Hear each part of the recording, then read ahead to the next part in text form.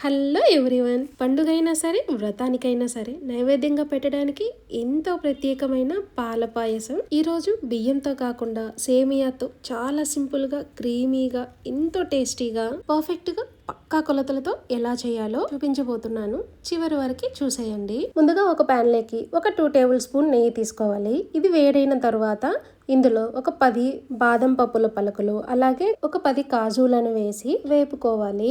అంటే ఇవి లైట్ గా కలర్ మారేంత వరకు వేపుకోవాలి. ఇవి కొంచెం వేగిన తర్వాత ఇందులో ఒక స్పూన్ కిస్మిస్ ను కూడా వేసి వేపుకోవాలి. ఇవన్నీ కొంచెం వేగిన తర్వాత వీటన్నిటిని ఒక బౌల్ లోకి తీసేసుకొని పక్కన పెట్టేసుకోవాలి. ఇప్పుడు ఇదే ప్యాన్ లోకి ఒక 1/2 కప్పు సేమియాను తీసుకోవాలి.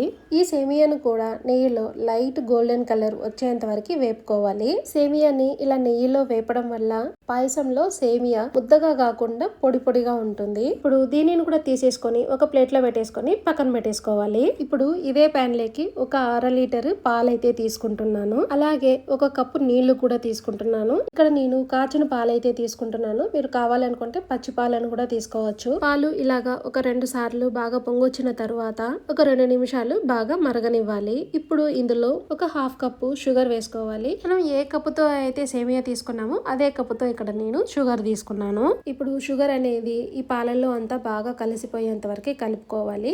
ఇదంతా ఇలా కలవడానికి ఒక 2 నిమిషాలు పడుతుంది.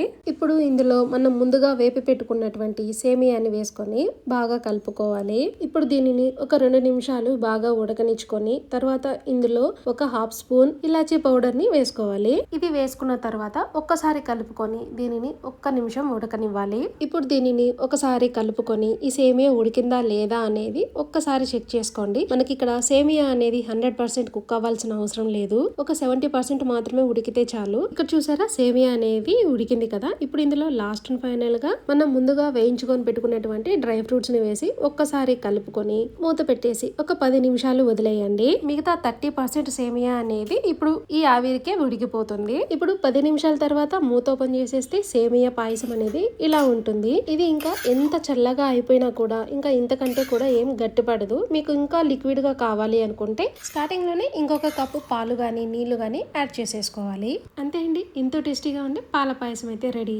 ఈ వీడియో మీకు నచ్చినట్లయితే ప్లీజ్ లైక్ చేసి, షేర్ చేసి, సబ్స్క్రైబ్ చేసుకోండి. Thank you.